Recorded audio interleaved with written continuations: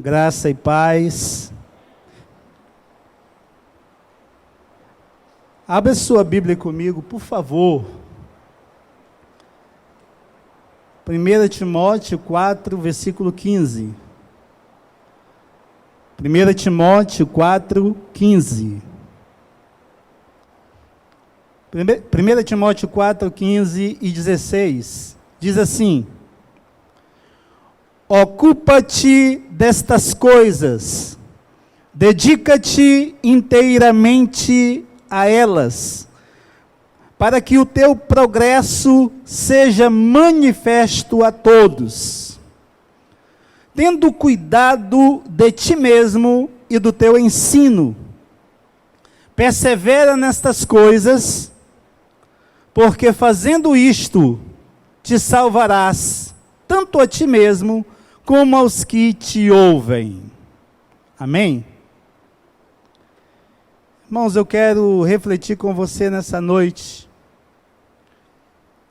sobre a sua liderança e a minha liderança. Você pode dizer, mas eu não lidero nada. Você lidera sim. E eu lidero também. Do que é que Paulo está falando aqui? Paulo está falando da liderança de Timóteo. E Paulo está falando acerca de Timóteo ter cuidado dele mesmo.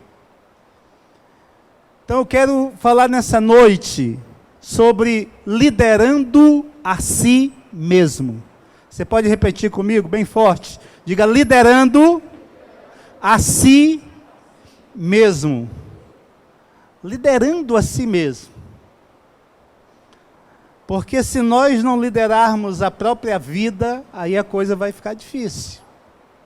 Amém, amados? Você tem que mandar pelo menos na sua própria vida. Você tem que liderar pelo menos a sua própria vida. Mas eu quero lhe dizer nessa noite que a pessoa mais difícil de se liderar é você liderar a si mesmo. É muito difícil você manter disciplina. É muito difícil você ser consistente. É muito difícil você manter esse equilíbrio. E é sobre isso que eu quero falar nessa noite. Eu quero ler para você um artigo, uma parte de uma reportagem que eu vi na internet. Preste bem atenção. Que fala de dois personagens bastante conhecidos. Diz assim a reportagem, ouça: Mané Garrincha, conhecido como anjo de pernas tortas, que se notabilizou por seus dribles desconcertantes e que é considerado pelos especialistas como um dos maiores jogadores da história do futebol em todos os tempos. Foi um dos heróis da conquista das Copas do Mundo de Futebol de 1958 e 1962, quando, após a contusão de Pelé, se tornou o principal jogador da equipe brasileira. Ele jogou 60 partidas pela seleção, entre 1955 e 1966, 11 anos, sofrendo apenas uma derrota em 66 para a Hungria. Talvez você não saiba, mas o Brasil nunca perdeu uma partida quando Pelé e Garrincha jogaram juntos. Pelé, considerado o atleta do século, no caso do século passado, será sempre um ídolo mundial.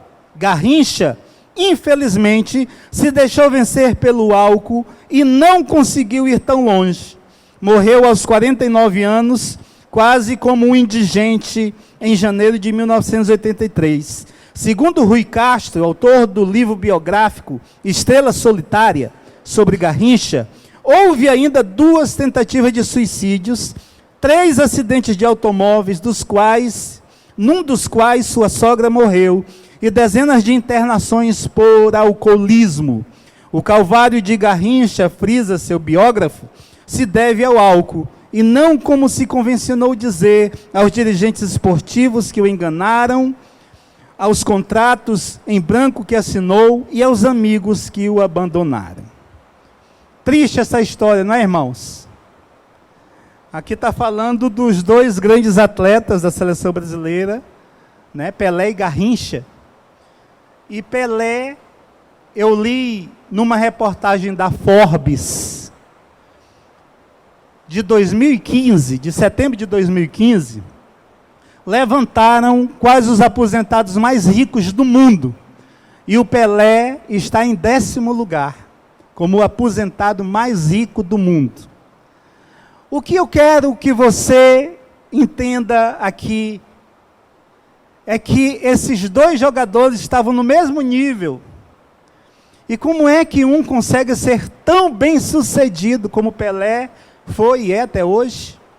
E como é que o outro consegue, irmãos, ter uma vida tão miserável ao ponto de morrer praticamente numa sarjeta?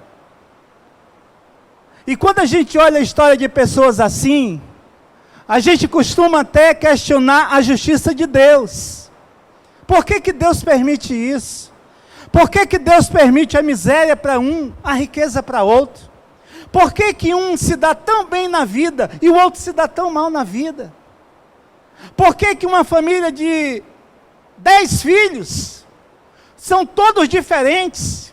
Um é bem sucedido, outro é mal sucedido, um é bom, outro é ruim. Por que que isso acontece? E às vezes a gente quer pegar essa conta e colocar na conta de Deus. A gente quer pegar esses resultados e colocar na conta de Deus. E ainda questionar Deus. Se Deus é amor, se Deus é justiça, por que que isso acontece? Irmãos, é muito claro. Aí eu vejo isso muito claro. Por que que Pelé é tão bem sucedido? Está entre os 10, é o 10º maior aposentado mais rico do mundo. Porque ele se dominou, porque ele se administrou, porque ele se liderou. Por que que Garrincha morreu dessa forma, numa sarjeta? Porque não administrou o que tinha. Porque não lidou bem com as oportunidades que teve na vida. Aí Paulo escreve esses versículos, e ele fala para Timóteo, seu discípulo, uma pessoa que ele treinou para ser líder na igreja, uma pessoa muito nova, uma pessoa que estava recebendo algumas críticas porque era muito novo, mas Paulo começa a orientá-lo, e Paulo diz aqui, olha, ocupa-te dessas coisas, dedica-te inteiramente nelas, para que o teu progresso seja manifesto a todos. Paulo está dizendo assim, olha, você vai se dedicar naquilo que eu tenho ministrado na sua vida, naquilo que Deus tem te dado, na graça que Deus tem liberado sobre a tua vida.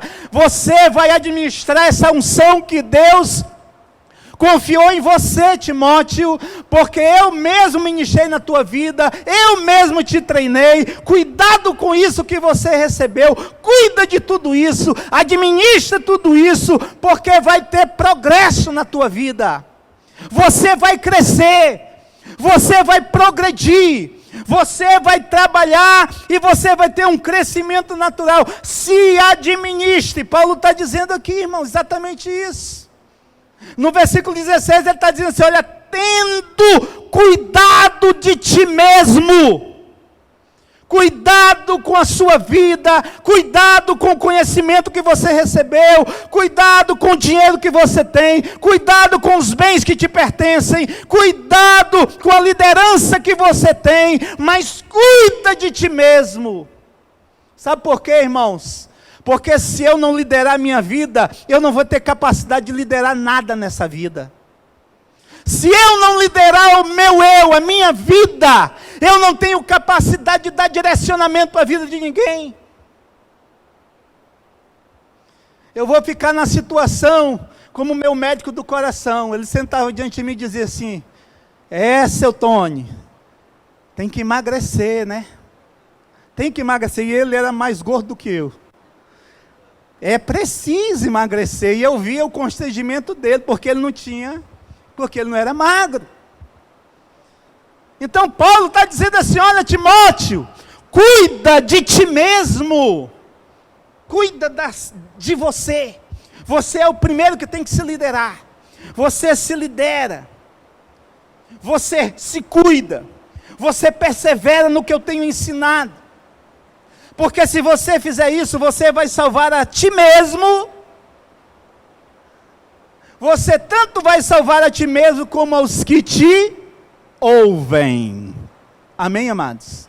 Quanto aos que te ouvem. Então quero lhe desafiar nessa noite a você sair daqui com a consciência, com uma consciência: eu preciso me liderar, eu preciso me disciplinar, eu preciso ter palavra, eu preciso cuidar do meu caráter, eu preciso crescer, eu preciso cuidar de mim mesmo, antes de cuidar de qualquer pessoa. Eu preciso me cuidar. Paulo disse: cuida de ti mesmo. Cuida de ti mesmo.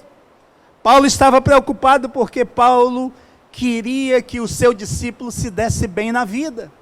Então Paulo, ele ataca isso. Eu quero dizer uma coisa, querido: a pessoa mais difícil de você liderar, se você é líder de célula que não é a sua célula, se você tem pessoas sob a sua liderança aqui e acha que algumas pessoas são muito difíceis, não.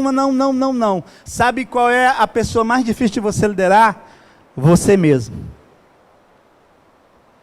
É a Bíblia que diz. E se a Bíblia diz, meu irmão, eu não posso ir contra. E é uma realidade. Se você fizer uma análise, você vai ver. Então, como eu posso liderar a mim mesmo? Em primeiro lugar, eu preciso liderar a minha mente. Diga mente. Diga mente. Primeiro campo de batalha é a mente. E Paulo está ensinando aqui o seu discípulo sobre isso. Se você não for capaz de governar a sua mente, meu irmão, você vai deixar ser levado pelas setas do maligno. Você vai ser levado por outras coisas. Se você não governar a sua mente, se você não governar a sua mente, você não governa as suas emoções. Se você não governa a sua mente, você não governa as suas emoções. Mas se você governar a sua mente, você governa as suas emoções. Amém, amados? Amém, queridos? Olha, sempre quando eu falo de mentalidade, de sentimentos, eu gosto de citar isso aqui. Entenda o processo dos sentimentos. Entenda isso, preste atenção. O pensamento gera o sentimento. O sentimento gera o comportamento. O comportamento gera hábitos. E os hábitos geram estilo de vida. Então, se nós temos um estilo de vida, e nós queremos mudar esse estilo de vida, irmãos, eu não posso olhar só para as minhas atitudes agora aqui.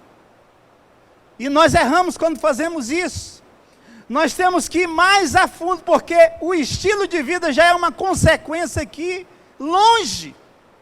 Porque tudo começa com o pensamento. Amém?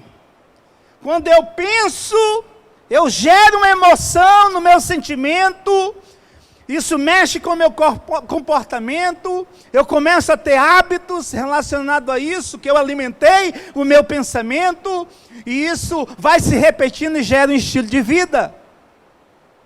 Gera um estilo de vida. E quando nós entendemos isso, irmãos, nós vamos entender porque Paulo escreveu.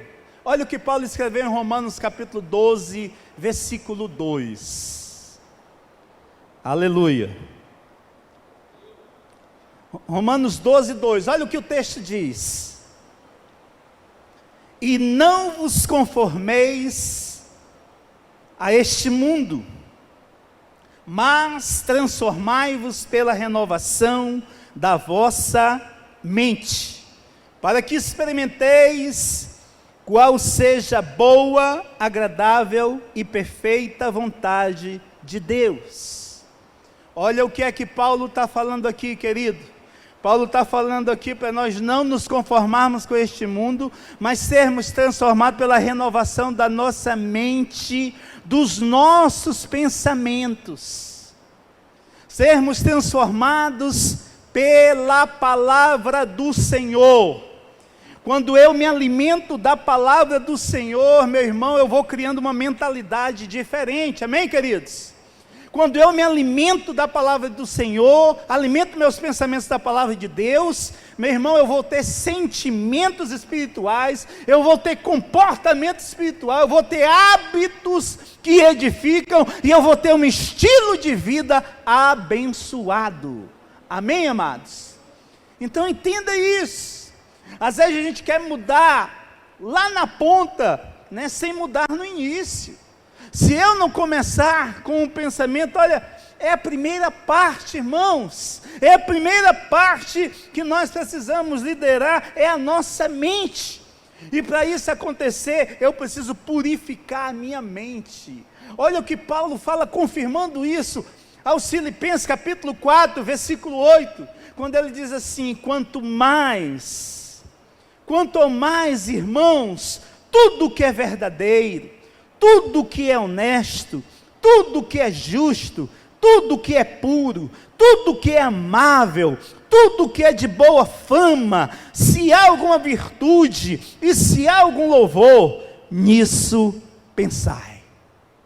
Nisso pensai.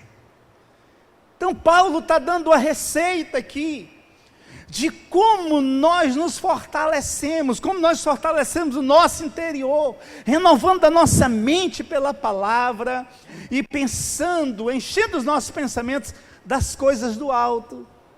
As coisas do alto são a palavra de Deus, as coisas do alto são coisas que edificam. Mas se isso for o contrário, irmãos, vai funcionar completamente o contrário. Por que que o que acontece na vida de uma pessoa que vive pensando em sexo? Ele alimenta a sua mente de sexo. Amém? Se você for ver os estudos, as pessoas que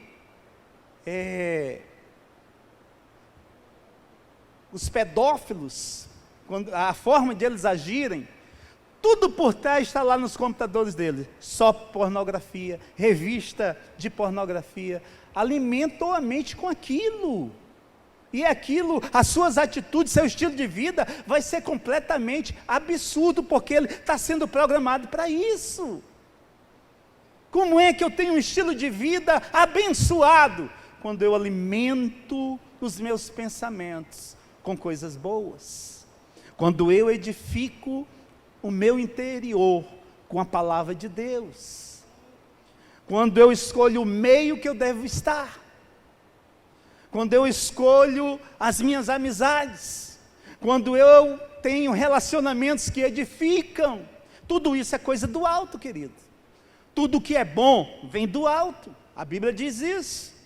Então, nós precisamos ter esse cuidado, se nós quisermos liderar a nós mesmos, porque quando a mente é alimentada, quando o pensamento é alimentado, e quando isso quer se tornar já um estilo de vida, meu irmão, já está fora do controle, então nós precisamos liderar a nós mesmos, e eu te pergunto nesta noite, como você lidera a sua mente? Como você lidera a sua mente?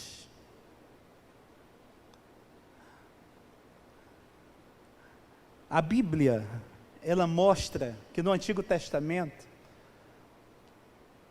as pessoas que serviam a Deus eram dirigidos pelos profetas. Os profetas davam a direção.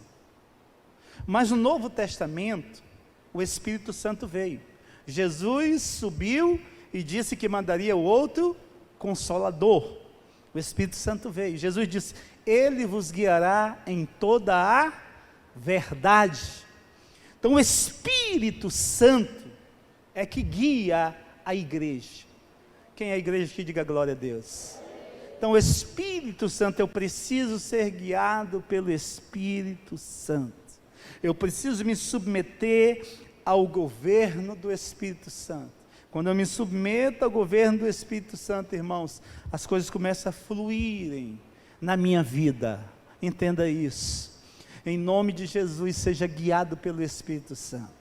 Nas suas orações, diga assim: Senhor, eu quero ser guiado pelo Espírito. Quando nós somos guiados pelo Espírito, Deus nos mostra as decisões corretas, Deus nos mostra, né, as decisões que nós temos que tomar, Deus nos orienta, Deus nos ilumina, Deus, Ele nos dirige através do seu Espírito. O Espírito Santo, Ele quer guiar a sua vida. Amém, amados? Amém, queridos? Quando estão entendendo essa palavra, diga glória a Deus. Aleluia. Quem gera em nós a mente de Cristo é o Espírito Santo. Amém? Agora presta atenção. Deixa eu te dar algumas coisas aqui que eu anotei. Olha, quem não lidera a mente, não ora. Não ora, não tem vida de oração. Quem não lidera a mente, não lê a Bíblia. Quem não lidera a mente, não desenvolve intimidade com Deus. Quem não lidera a mente, irmãos, não triunfa, não consegue vencer. Quem não lidera a mente, não mantém relacionamento com Deus. Porque se nós liderarmos a nossa mente, como a Bíblia está nos orientando aqui, nós vamos ser governados pelo Espírito Santo, guiados pelo Espírito Santo. Nós vamos ser dirigidos pelo Espírito Santo. Amém, amados? O Espírito de Deus, uma das funções dele é dirigir a vida do cristão. É uma das funções dele. E ele quer dirigir a tua vida. Ele quer dirigir, lhe ajudar nas suas decisões. Ele quer lhe ajudar nos seus problemas que você tem. Ele quer te ajudar, ele quer te iluminar. E quando eu sou guiado pelo Espírito Santo, isso não quer dizer que eu não vou ter problema, isso não quer dizer que eu não vou passar por dificuldade, mas isso quer dizer que eu tenho aqui o Consolador, que Jesus disse que viria, para me consolar, para me ajudar, para me dirigir, para me conduzir. Então eu tenho que pedir ajuda de Deus, ajuda do Espírito Santo, e Ele vai te guiar, Ele vai te iluminar, vai te dar a palavra certa no momento certo, Ele vai te dar o escape, quando você confia nisso, quando você vive nisso. Amém, amados? Declare nessa noite que você quer a sua vida cheia do Espírito Santo, você quer a sua mente cheia do Espírito Santo. Amém? Então, irmãos, como podemos liderar nós mesmos? Em segundo lugar, liderando as palavras. Cuidado com as palavras, cuidado com o que você diz, cuidado com a palavra que você libera. Amém, queridos? Cuidado. A Bíblia diz que a palavra que sai da nossa boca, ela pode gerar vida, mas também ela pode gerar morte. A palavra que sai dos seus lábios, ela pode edificar uma vida, mas as palavras que saem dos seus lábios, não vigiadas, não cuidadas, não vigiadas, pode causar morte de uma pessoa. E quando eu falo de morte, não falo de morte física, às vezes é uma morte espiritual, uma morte emocional, uma bala emocional você pode causar na vida de alguém com uma palavra que você libera. Amém, queridos? Então, cuidado com a sua palavra, lidere as suas palavras, lidere as palavras dentro da sua casa, lidere as palavras no seu ambiente de trabalho, lidere as palavras com os seus amigos, lidere as palavras com a sua família, lidere. Cuidado com o que sai da sua boca. Porque quem é filho de Deus, fala as palavras de Deus. É o que a Bíblia nos ensina. E o reino de Deus tem uma cultura diferente. Amém, amados? No reino de Deus é uma cultura diferente. Quem lidera as palavras não tropeça. Não tropeça. Amém, queridos? E quem lidera a palavra geralmente é gente de palavra. A sua palavra tem valor. Está no caráter aqui. Agora eu vim para o caráter. De ser um homem de palavra, de ser uma mulher de palavra. De o que fala, cumpre. Aquilo que você fala, você cumpre. É uma pessoa de palavra. E pessoas assim, elas são notáveis logo, logo. Olha o que Paulo diz para Timóteo ainda. Ele diz no capítulo 4, versículo 2 da primeira epístola. Ele diz: ninguém despreze a tua mocidade, mas ser um exemplo para os fiéis na palavra, no procedimento, no amor, na fé e na pureza. Então Paulo está dizendo: Timóteo, você tem que ser um jovem, você é jovem, mas você tem que ter palavra. Aquele compromisso que você marcou, você tem que ir, no horário que você marcou.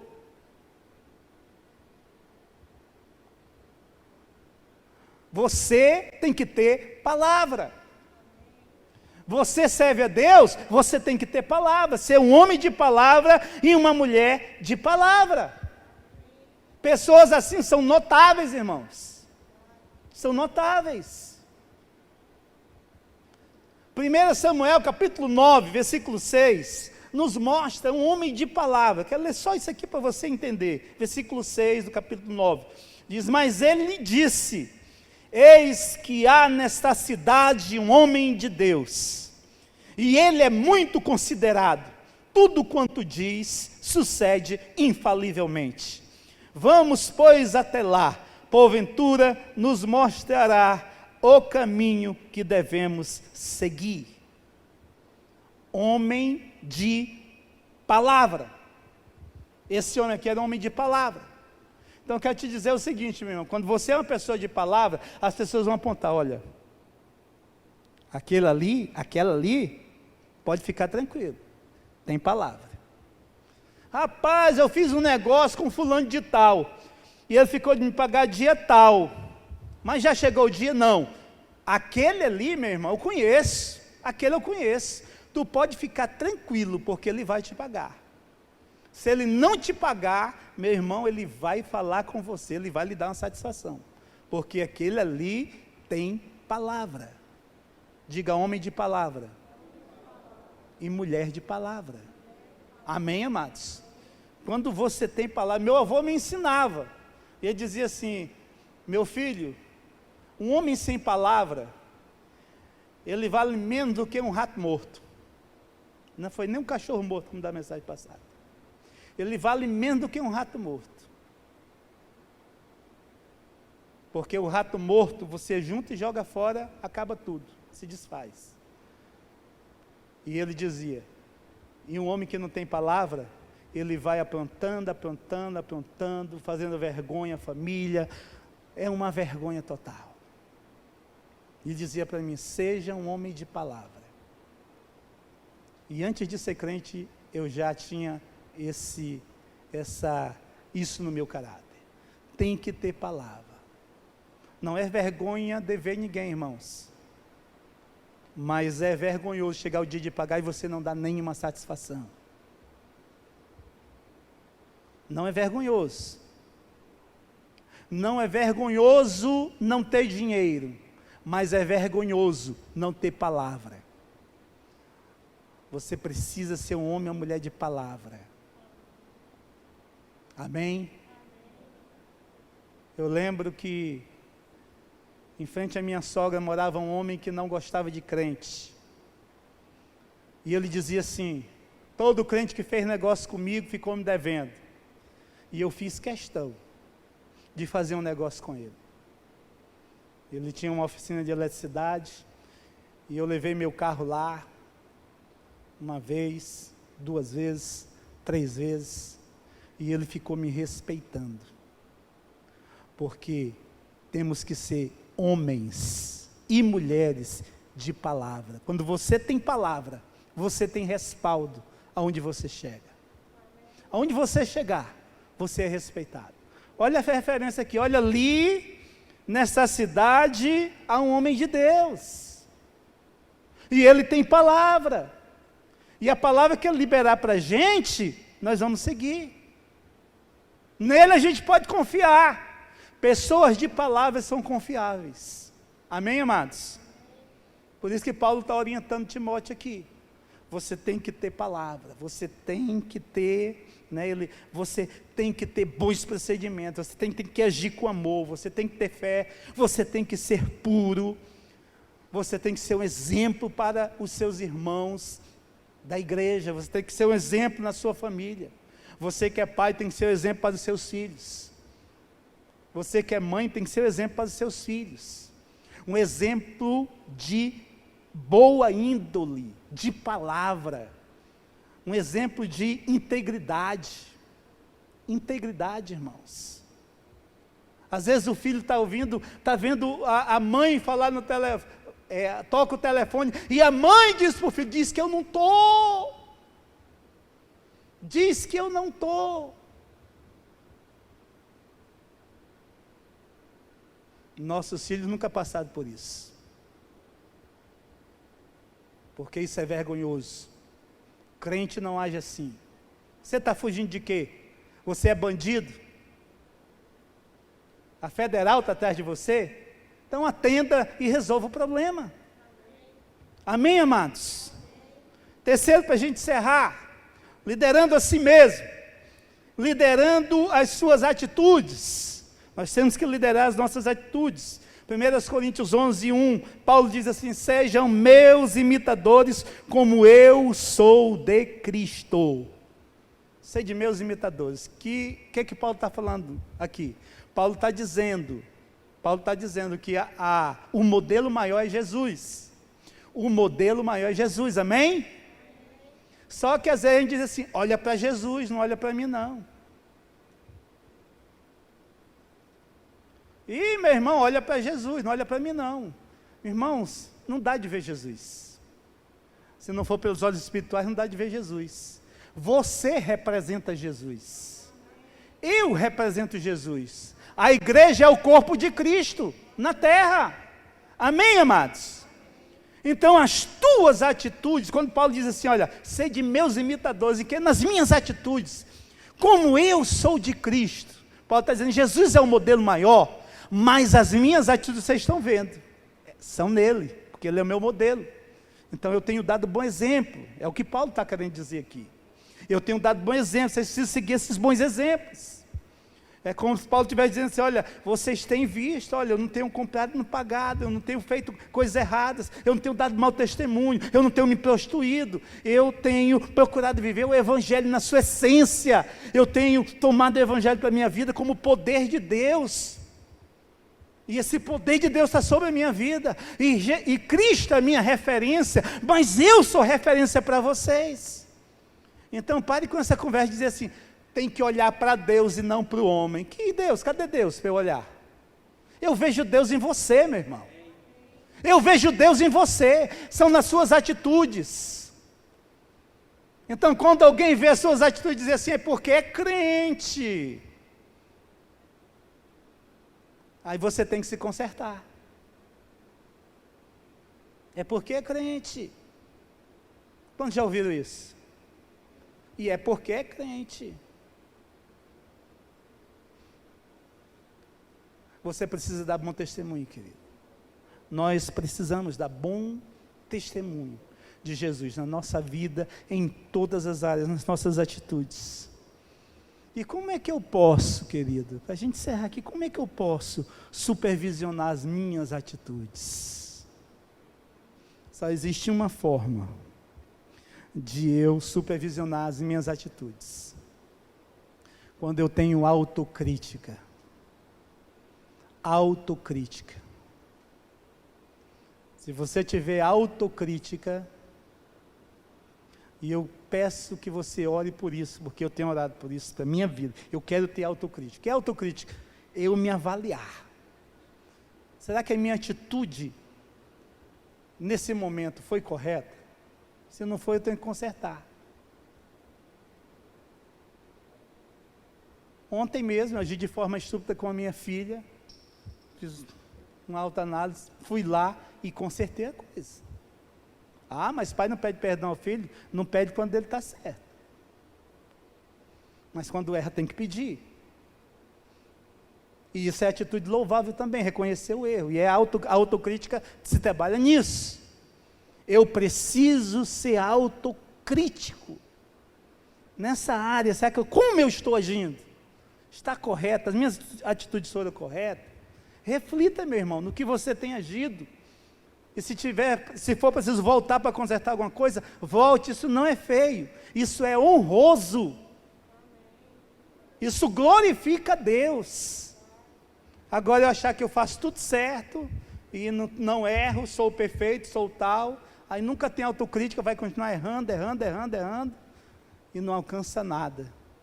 E o que Paulo está falando em tudo isso aqui, irmãos, para Timóteo, sobre a liderança, sobre ele mesmo, ele está dizendo assim: se você se ocupar dessas coisas, se você se dedicar inteiramente a elas, vai acontecer algo na tua vida. Paulo falando a Timóteo aqui, no capítulo 4, versículo 15, de 1 Timóteo. Paulo está dizendo assim: se você se dedicar completamente naquilo que você tem recebido, vai acontecer uma coisa na tua vida. O que vai acontecer? Paulo diz aqui: o teu progresso será manifesto a todos. Paulo está dizendo: a tua luz vai brilhar. Paulo está dizendo: você vai viver uma vida vitoriosa. Não uma vida sem lutas, tá? Não uma vida sem lutas. Até porque não existe vitória se não tiver luta. Concorda comigo? Então, Paulo está dizendo a Timóteo: você vai triunfar, você vai ter progresso, você vai crescer, você vai ser a luz do mundo aí onde você estiver. Deus vai ser exaltado na tua vida. Você não vai salvar só a sua própria vida, mas você vai salvar outros. Sabe por quê? Porque o testemunho, ele fala mais alto do que a palavra. Então Paulo está dizendo: seja uma carta viva. Seja uma carta viva, Timóteo. E você só vai ser uma carta viva se você cuidar de você mesmo, se você liderar você mesmo. Lidera você mesmo, meu irmão. E eu lhe falo com toda a consciência, é a pessoa mais difícil de você liderar. Amém?